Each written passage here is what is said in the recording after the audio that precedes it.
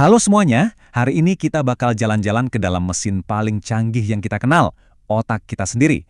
Sebuah mesin yang kerjanya bukan cuma memproses dunia di sekitar kita, tapi secara aktif loh, membangun realitas yang kita alami setiap detiknya. Oke, kita mulai dari pertanyaan yang kelihatannya simple, tapi dalam banget. Coba deh lihat sekeliling kalian sekarang. Apa yang kalian lihat itu beneran kayak gitu adanya? Atau itu cuma interpretasi yang disajikan sama otak kalian? Nah, ini dia intinya. Menurut para ahli saraf kayak Dr. Berson, apa yang kita sebut melihat itu bukan kayak kita lagi nonton rekaman video. Itu tuh sebuah konstruksi, aktif, kayak cerita yang dirangkai sama otak kita dari sinyal-sinyal yang masuk. Oke, kita bedah satu-satu ya, biar kebayang. Pertama-tama, gimana caranya cahaya yang sebenarnya nggak berwarna bisa diubah jadi dunia yang penuh warna-warni yang kita lihat ini? Coba bayangin deh, retina kita itu kayak film di kamera zaman dulu. Disitulah cahaya pertama kali ditangkep. Di lapisan inilah gambar mentah dari dunia, yang bentuknya foton, diubah jadi bahasa yang dimengerti otak, yaitu sinyal-sinyal listrik. Nah, bagian kerennya tuh di sini. Prosesnya itu bukan kayak satu sel khusus ngelihat warna merah gitu. Enggak. Otak kita tuh sebenarnya lagi ngitung.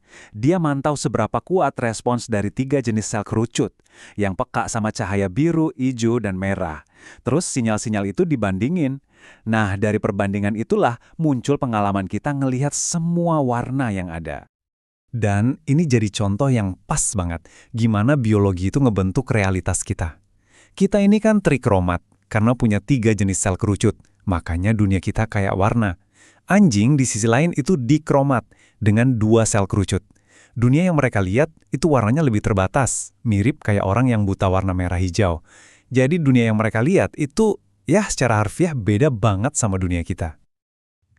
Tapi tunggu dulu, mata kita itu fungsinya bukan cuma buat ngeliat loh, mata juga jadi jalur utama buat otak kita supaya jam biologis di tubuh kita sinkron sama dunia luar. Nah, kenalin nih, namanya SCN, si dirijen utamanya. Tiap jaringan di tubuh kita itu punya jamnya masing-masing, tapi si SCN ini yang mastiin semuanya jalan bareng, sinkron. Terus, gimana SCN tahu sekarang pagi atau malam? Yaitu, dia mantau level cahaya di sekitar kita lewat sel-sel khusus di retina.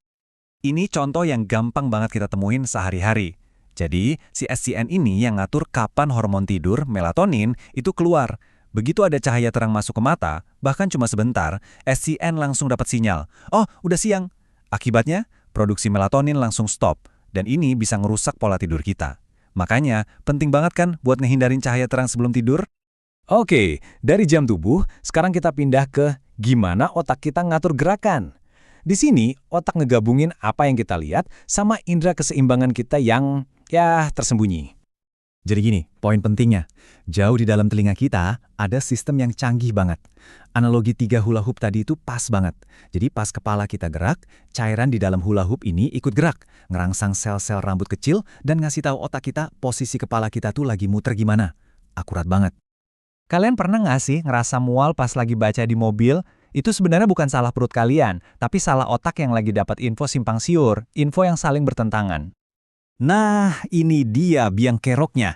Sistem vestibular di telinga kalian ngerasain mobil lagi melaju terus teriak, "Weh, kita lagi gerak nih." Tapi mata kalian yang lagi fokus ke layar HP atau buku malah bilang, "Santai, semua diem kok, nggak ada yang gerak." Terus gimana otak ngerespons info yang tabrakan ini? Dia nggak suka.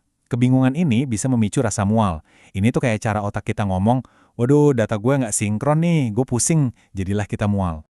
Terus semua informasi ini dari mata dan dari telinga ketemunya di mana? Sebagian besar diproses di cerebellum. Anggap aja cerebellum ini kayak menara kontrol di bandara. Dia terus-menerus nyocokin data sensorik buat ngejaga gerakan kita tetap mulus, tepat waktu, dan terkoordinasi. Oke, sekarang kita masuk lebih dalam lagi ke sirkuit yang ngontrol tindakan kita, yang nentuin kapan kita harus bertindak ngikutin dorongan hati dan kapan kita harus nahan diri. Namanya ganglia basal. Anggap aja ini kayak panitia seleksi tindakan di otak kita. Mereka dapat info dari korteks tentang berbagai kemungkinan tindakan, terus mereka yang nentuin, oke, gas, atau tahan dulu. Mereka melepas rem untuk gerakan yang kita mau, sambil ngerem gerakan yang nggak kita inginkan. Tes marshmallow yang terkenal itu, nah itu contoh sempurna buat ngejelasin ini. Keinginan buat langsung comot marshmallow itu, nah itu sirkuit lakukannya lagi kerja. Tapi kemampuan buat nunggu demi dapat hadiah yang lebih besar, kemampuan buat nahan diri, itu diatur sama sirkuit jangan lakukan, yang pastinya butuh banget bantuan dari bagian otak kita yang berpikir. Kita udah lihat gimana otak ngebangun dunia kita. Nah, buat penutup, kita bakal lihat betapa gilanya kemampuan otak buat beradaptasi dan ngatur ulang dirinya sendiri pas lagi ngadepin perubahan. Ada satu kisah nyata yang luar biasa banget, tentang seorang wanita yang buta dari lahir. Karena nggak bisa ngeliat, dia ngasah indera perabanya sampai ke level yang hebat banget. Dia jadiin ujung jarinya itu ibarat matanya, buat ngebaca dunia lewat huruf Braille.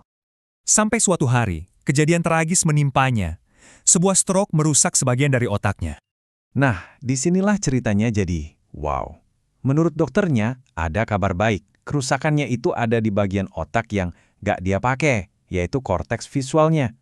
Kalau dipikir-pikir secara logika, ya harusnya nggak ada efek apa-apa dong, kan dia buta. Tapi, ini dia yang bikin kaget. Stroke di bagian otak buat melihat justru bikin dia nggak bisa lagi membaca pakai sentuhan. Kenapa bisa? Karena otaknya ternyata pinter banget. Dia memakai ulang area visual yang nganggur itu buat memproses informasi sentuhan yang rumit banget dari ujung jarinya. Jadi kita tutup dengan pemikiran ini. Kisah tadi nunjukin kalau otak itu bukan sekedar perangkat keras yang kaku. Dia itu mesin yang hidup, yang bisa beradaptasi, yang terus-menerus mengoptimalkan dirinya sendiri. Ini kan bikin kita jadi ngikir ya. Jangan-jangan ada banyak hal lain yang lagi dibangun sama otak kita sekarang tanpa kita sadari. Realitas yang kalian alami itu ternyata jauh lebih dinamis dan cair daripada yang kita kira.